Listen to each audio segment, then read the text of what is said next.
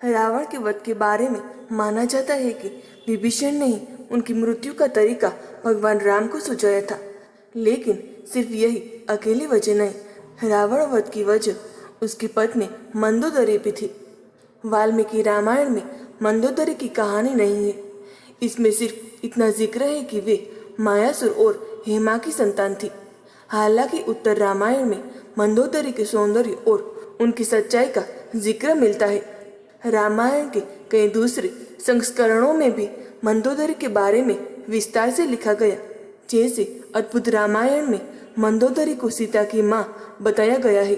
इसी में जिक्र है कि सीता के हरण के बाद गुस्साई मंदोदरी कैसे अपने पति रावण की मौत का कारण बनी।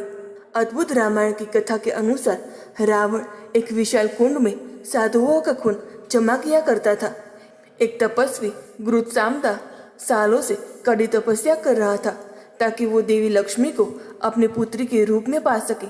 तब के ही क्रम में साधु धूप से निकले दूध को एक पात्र में जमा करता और उसे मंत्रों से अभिमंत्रित करता। साधु को विश्वास था कि इससे लक्ष्मी उसमें आ बसेगी। रावण ने अपनी दुष्टता में साधु के दूध वाले पात्र को अपने खून वाले कुंड में मिला दिया। मंदोदरी को ये बात पता चलने पर उसे गुस्सा आ गया और उसने तय किया कि वो खून से भरे उसी पात्र में डूबकर जान दे देगी। मान्यता है कि साधुओं के खून से भरा वो पात्र किसी जहर से भी ज्यादा जहरीला था। मंदोदरी खुद खुशी के इरादे से कुंड में डूबी, लेकिन मरने की बजाय वो गर्भवती हो गई। इसकी वजह कुंड में मिला दूध था। मंदोदरी का गुस्सा तब भी कम नहीं हुआ था। उसने भावी संतान को कलंक मानते हुए उसे कुरुक्षेत्र में जमीन में दफना दिया। यही वो जगह थी जहाँ राजा जनक को खेती करते हुए देवी सीता संतान के रूप में मिली। रामायण के एक और संस्करण दिव्य भार्गव पुराण में जिक्र है कि मंदोदरी के सौंदर्य पर मोहित रावण जब उसे विवाह की सोचता है तब उसे चेतावनी भी मिलती है कि इस शादी से जन्मी पहली संतान उसके विनाश का कारण बनेगी। रावण चेतावनी नजरअंदाज कर देता है और मंदोदरी से ही विवाह करता है। बाद में उसके गर्भ से जन्मी पहली संतान को खुद रावण कुरुक्षेत्र में जमीन में दफना आता है। यही बच्ची सीता बनी और रावण की मौत का कारण बनी। रामायण के जैन संस्करणों जैसे उत्तर पुराण में भी मिलता जुलता प्रसंग है। इसमें भी बताया गया है कि सीता रावण और मंदोदरी की पहली संतान थी और इसीलिए दफना दी गई क्योंकि रावण को अपनी मृत्यु का डर था। एशिया के कई देशों जैसे इंडोनेशिया, मलेशिया और थाईलैंड में बोली जाने वाली भाषा मलय में लिखी गई रामायण श्री रामा में भी सीता इसी तरह से दिखाई गई है। आनंद रामायण के अनुसार राजा पद्मक्ष की एक बेटी थी जिसका नाम पद्मा था। वे देवी लक्ष्मी का अवतार थी।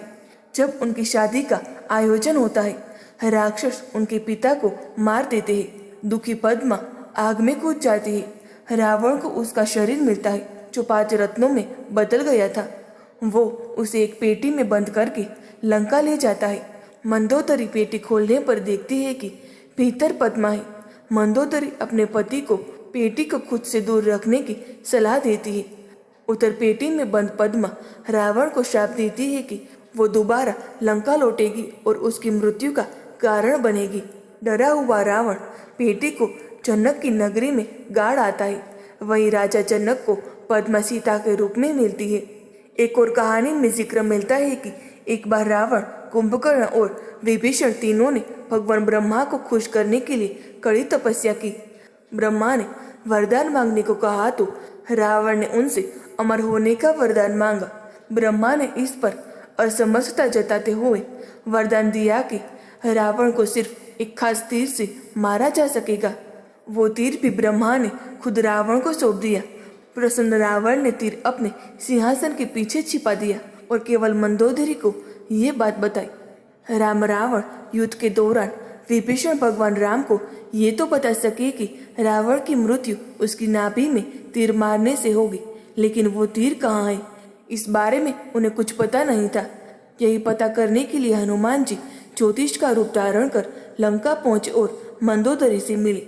ज्योतिष के असल रूप और मकसद से अनजान मंदोदरी के मुंह से गलती से तीर का राज निकल गया।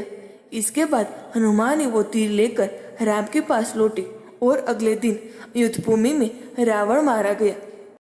दोस्तों, आपको ये पौराणिक कहानी कैसी लगी कमेंट में ज़रूर बताएं। वीडियो को लाइक करें, शेयर करें और हमारे चैनल को सब्सक्राइब करना ना भूलें। धन्यवाद।